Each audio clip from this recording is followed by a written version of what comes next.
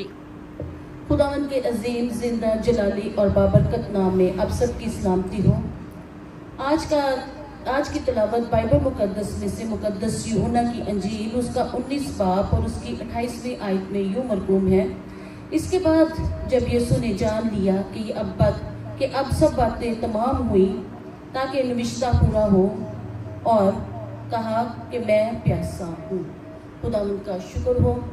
5वां कलमा। सलीब का दुख और बनी नौ इंसान की निजात। सलीबी मौत नहायत दर्दनाक खतरनाक मौत थी जो हमारे खुदा यीशु मसीह ने हमारे लिए बर्दाश्त की ताकि हम रिहाई पाएं, मखलिसी पाएं, आज़ादी पाएं। सलीब से खुदा यीशु मसीह की साथ पुकारें जो हम यहाँ पर सुनने के लिए आए हैं। खुदा उन कलाम सुनाने वाले और सुनने वाले दोनों को बरकत दे। आज पाक मुबारक जुम्मे का दिन है और हम खुदा उनका शुक्र अदा करते हैं कि उन्होंने हमें ज़िंदगी बख्शी, कुव्वत बख्शी, ताकत बख्शी, कि हम इस दिन की अहमियत को समझते हैं, जानते हैं, पहचानते हैं और इससे बरकत पाते हैं। मैं प्यासा हूँ। ये कलमा कामलियत का कलमा है। ये कलमा दो बातों को बयान करता है, एक जिस्मानी और एक रूहानी, क्योंकि ये कलमा 3 लफ्ज़ों पर मुश्तमिल है, यानी कि मैं प्यासा हूँ। सलीब पर हमसे कौन मुखातिब है? सलीब से हमारा निजात दहिंदा खुदा यीशु मसीह पुकार रहे हैं, कह रहे हैं, बोल रहे हैं कि मैं प्यासा हूँ। कलमे का वक्त तकरीबन 2 बजे का है और तमाम मुल्क पर अंधेरा छाया हुआ है। 5वां कलमा कहते वक्त खुदा यीशु मसीह को सलीब पर लटके हुए 5 या उससे ज़्यादा घंटे हो चुके हैं। शदीद दर्द तकलीफ के बावजूद खुदा यीशु मसीह बड़े सब्र और तहम्मुल का मुजाहिरा करते हैं। सलीब की अज़ियतों और दुखों के बाइस प्यास का लगना एक ज़रूरी अमल है। प्यास इंसानी तकाजा है। जिंदगी का दारोमदार पानी पर है। हर चीज़ पानी के बाइस जिंदा है। यीशु मसीह ने अपनी जानकारी के आलम में कहा, मैं प्यासा हूँ। ये सलीबी कलमा जिस्मानी दुखों से मुतल्लिक कलमा है, लेकिन इसके साथ साथ इसमें रूहानी तड़प और मकसद की तकमील भी शामिल है। इसके बाद जब यीशु ने ये जान लिया कि सब बातें ख़त्म हो चुकी, तो कहा निविश्ता पूरा हुआ, और कहा मैं प्यासा हूँ। मैं प्यासा हूँ का कलमा इंसानियत और इलाही शख्सियत के जज्बात, एहसासात के मंजर नज़र आते हैं इसमें। मसीह की रूहानी तड़प और मकसद की तकमील की पुकार है, क्योंकि निविश्ता पूरा हो गया। मगर यीशु का इंसानी जिस्म दुखों में भी कमज़ोर नहीं, क्योंकि ये कामिल इंसान और कामिल खुदा है। फिर भी वो पुकारता है कि मैं प्यासा हूँ। दुख और तकलीफ में इंसान का सांस फूलता है। प्यास से ज़ुबान तालू के साथ चिपक जाती है। बार बार पानी की प्यास लगती है। बोलने में तकलीफ होती है, बात करने में वक्त लगता है, हल्क पानी ना मिलने से खुश्क हो जाता है। मगर ये सारी बातें यीशु के चेहरे से नज़र नहीं आती। इसलिए ज़बूर की किताब में लिखा है, ज़बूर 22 और उसकी 15वीं आयत में, और मेरी ज़ुबान मेरे तालू से चिपक गई। यीशु को पानी की प्यास इसलिए लगी, ज़ुबान इसलिए खुश्क हुई, ज़ुबान तालू से इसलिए चिपकी, क्योंकि यीशु मसीह ने जुमेरात से ना कुछ खाया और ना कुछ पिया। यीशु के दुखों में इजाफा होता गया और यीशु ने फरमाया मैं प्यासा हूँ। यीशु के तमाम कलमों में सिर्फ वाहिद एक कलमा है जिसमें यीशु ने अपनी ज़रूरत को बयान किया और यीशु ने अपना ध्यान अपने ऊपर लगाया। लेकिन यीशु की ज़रूरत सिर्फ जिस्मानी नहीं बल्कि रूहानी पानी की भी थी। इसलिए ज़बूर 42 उसकी 2री आयत में लिखा है, मेरी रूह खुदा के जिंदा खुदा की प्यासी है, मैं कब जाकर खुदा के हजूर हाजिर होऊंगा। आमीन।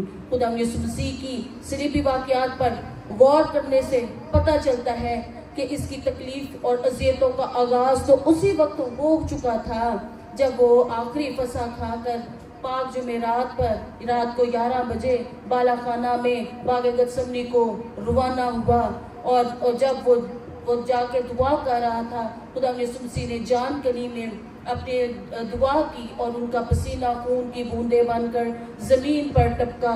सारी रात उस पर झूठे इल्जाम लगाए गए, मुकदमा चलाया गया, उसको कोड़े लगाए गए, सर पर कांटों का ताज, हाथ पांव में कील, और खुदा यीशु मसीह को सुबह 9 बजे वहां पर ले जाया गया, उस सलीब पर लटका दिया गया। लगातार 6 घंटे उसके जिस्म से खून बहता रहा, उसके जिस्म में पानी की कमी होगी, मगर हमारे निजात दहिंदा बड़े सब्र व तहम्मुल का मुजाहिरा करते हैं। 15 घंटों से खुदा यीशु मसीह के दुखों और तकलीफों में इजाफा ही होता गया। बहैसियत इंसान, वो अपनी नौ इंसान के गुनाहों के कफारे के लिए ये सब कुछ बर्दाश्त कर रहे थे। कलवरी के सफर में खुदा यीशु मसीह को 2 बार मशरूब पेश किया गया। पहली दफा सुबह 9 बजे जब उसके हाथ पांव में कील लगाए गए, उसे सलीब पर लटकाया गया और उसे गोहे गलगत्ता के मुकाम पर जो खोपड़ी की जगह कहलाती है लेकर गए, और वहां पर उसको उसके स्पंज को जूफे की शाख पर रखकर उसके मुंह पर लगाया और उन्होंने उसे पीने से इनकार कर दिया, इसलिए कि वो अपने सारे काम होश हवास में करना चाहते थे।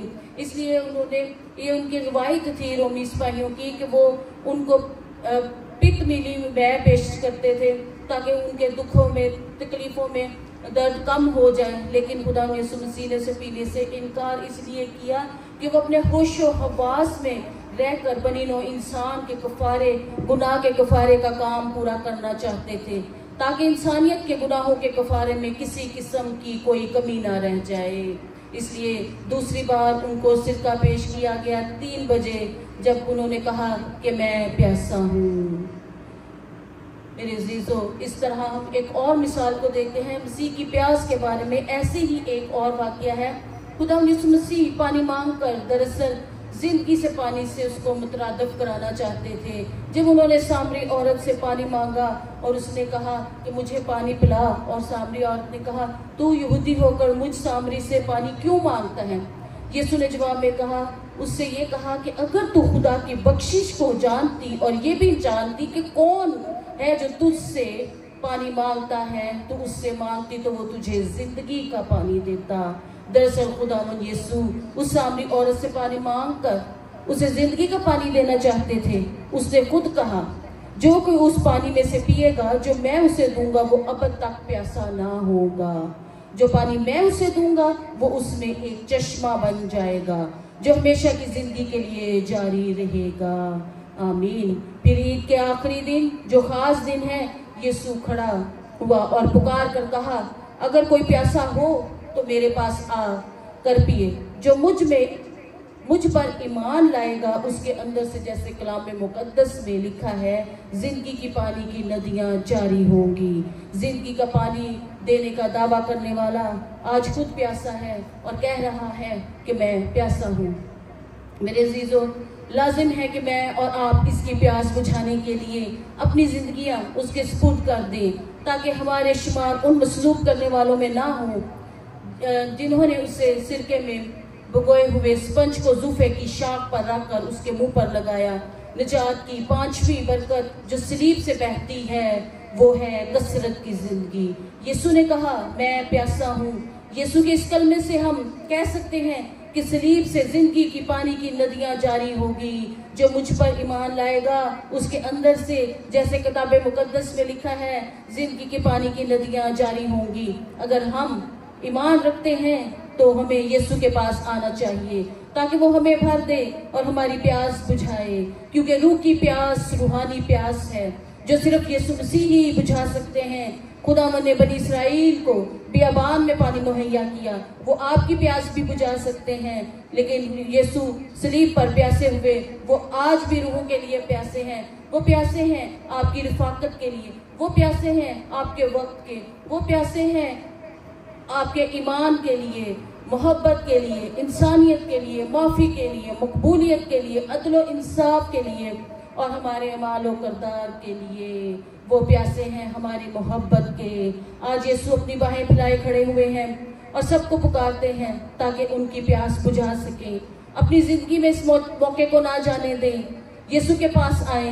वो आपके लिए प्यासा है और वो आपकी रूहानी प्यास को बुझा सकता है। अगर आप यीशु के बगैर इस दुनिया से चले जाते हैं तो फिर आप हमेशा यही कहते रहेंगे कि मैं प्यासा हूँ। इस दुनिया से प्यासे ना जाएं, क्योंकि यीशु ही आबे हयात का चश्मा है। यीशु के पास आएं और अपनी प्यास बुझाएं। तो खुदावंद आप सबको इस कलाम के और कलमे के वसीले से बरकत दे। इस तरह जिस तरह खुदावंद का ज़बूर में लिखा है, मेरी रूह खुदा की प्यासी है, मेरी रूह खुदा की प्यासी है, मेरी रूह जिंदा खुदा की प्यासी है। जैसे पानी हिरनी पानी के नालों को तरसती है, मेरी रूह खुदा की प्यासी है। आमीन। खुदावंद आप सबको बरकत दे।